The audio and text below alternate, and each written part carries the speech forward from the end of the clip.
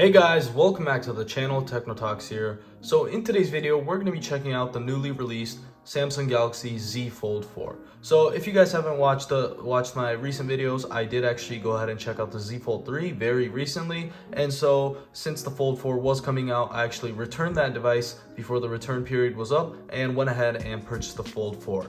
So the Fold 4 is going to start at $17.99 with the 256GB and 12GB of RAM. They all do come with 12GB of RAM. However, you get 3 storage options with 256, 512, and a 1TB version. However, in front of me today, I do have the 256 as I believe that's going to be enough since that is the storage that I've been going with most of my devices, most of my recent devices, and it's been perfectly fine. So without further ado, let's go ahead and open this up.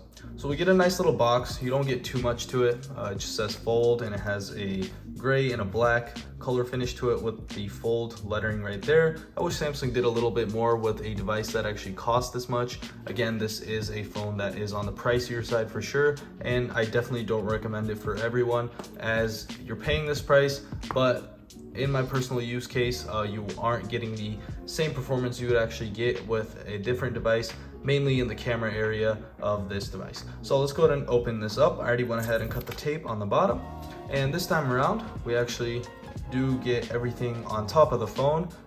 It's usually supposed to be in here, but I guess it just fell down. So this year everything is going to be up top here and nothing under the device. So first up, let's go ahead and check this out right here. We definitely do get a SIM ejection tool inside of here, and then we also do get a cable, USB-C to C cable, if I can pull that out right here, as you can see. And other than that, again, as I said, you get your SIM ejection tool and the C to C cable. So nothing else inside of there. Let's go ahead and plop this to the side. And here is our device. So I went ahead and got the green color. There's also a black color, and I believe there's a white color. I think they're calling the white one beige, and then this is like gray green, and we also have the black, which I am actually not sure what they're calling it. So quickly, again, the box is very empty. There's nothing inside of here, and it's kind of disappointing when you're paying this price for a device. I said this with the Fold 3 as well. The first Fold, when it first did get released, honestly, everyone was happy about it since you got all these extras with it. And again, even now with the pre-order time, you do get a lot of stuff. However, if you do miss the pre-order, you're not going to be getting anything with it. No credit, no extra trade-in value, as during the pre-order times, the trade-in values are a lot higher than usual. So let's go ahead and open this up. Here is our Fold 4. We do get a nice little pull tab right here with an arrow indicating towards it, if you can see that. Let's go ahead and pull this open, if I can manage to. All right. The package did have a dent on top, and does seem like the sticker wasn't placed properly. As you can see, it wasn't sticking on perfectly, but that should be no issue, and our phone should be in perfect condition. So let's plop this to the side, and let's go ahead and check out our Z Fold 4. Let's go ahead and fold this up for the first time, and boom. Wow, that is still satisfying. Even using foldables for a little while now, it never gets old that you're able to just fold up a tablet into a smartphone. So this year around, we did get a couple of upgrades. The front display, the outer display is wider. However, the device is a little shorter from top to bottom, but that doesn't affect anything. We still do get the same screen display size as we got with the Z Fold 3 and the Z Fold 2, so no issues there. The same goes for the inner display, which is going to be a 7.6-inch display right here. Again, it is a little shorter. However, we do get a better aspect ratio in my opinion. It is a little more square than usual. It doesn't go up high as much, but we shouldn't have any issue with that. So let's go ahead and check out the outer edge first. First up, the main thing I did notice is they made the hinge a lot sleeker, a lot smaller, which is a really nice thing. And again, right here, it does connect perfectly. We just get this little gap, which we've had for a little while. I hope Samsung goes ahead and fixes that up, as we do have a couple more foldable devices by other companies. They aren't as popular, however, they do fold flat, which is really nice, and it would actually give a little more protection for the inner display. So on the side, we do get our 5G antenna band right here, and then we also get our volume rocker, plus our fingerprint sensor, and also power button in the same area. We do get a SIM slot right here on the left side, and on the right side we get all of our other buttons. On the back, we do get our triple camera setup, and we also do get a selfie camera inside of here. As you can see, it does say welcome. And again, we also get the under display selfie camera right here. I'm not sure if you can see that, as it is an under display camera. It does have less pixels than the main display, so with a human eye, it is pretty easy to spot, but you usually never do. When I was using the Z Fold 3 for around a week and a half, I kind of forgot about it, as it's not the highest quality, but it will do with video calls, with Zoom calls, Microsoft Teams, so you shouldn't have any issues there. And when you are trying to take an actual selfie, you can either use the outer cameras, or you can go ahead and use the outer display, as it does have the better selfie camera. So for the transfer, I'm gonna go ahead and use Samsung's Smart Switch, which is really easy to do. All I gotta do is just grab my other Samsung device, which I'm gonna be using my S22 Plus, to go ahead and transfer everything that I've got in here onto this device. So I'll go ahead and do that, and once I'm done with all that, I'll go ahead and go through the settings, talk about some extra things that we got, and we'll also go ahead and check out the device a little bit, and in the end, I'll give you my impressions about the device. So I'm gonna go ahead and pause the video right here and get back to y'all once this device is set up. Alright, so as you can see, I've already gotten everything transferred right here, so I'm just going to wait ahead and get the rest of the data transferred onto the device. But as of the setup, it is actually done. So all I had to do was connect these two devices, my S22 Plus to the Z Fold 4. I am able to do this in two ways. I can either do it wirelessly, so I don't need a cable. However, I personally do prefer using the cable if you do have one around, as it is faster than doing it wirelessly. So I'm going to go ahead and let these actually get everything transferred over. And once that is completely done, then we will go ahead and continue and check out the settings on this new device and talk about some of the upgrades that we've gotten from the Z Fold 3. So let me go ahead and pause the video right here, and I will get back to y'all once this is complete.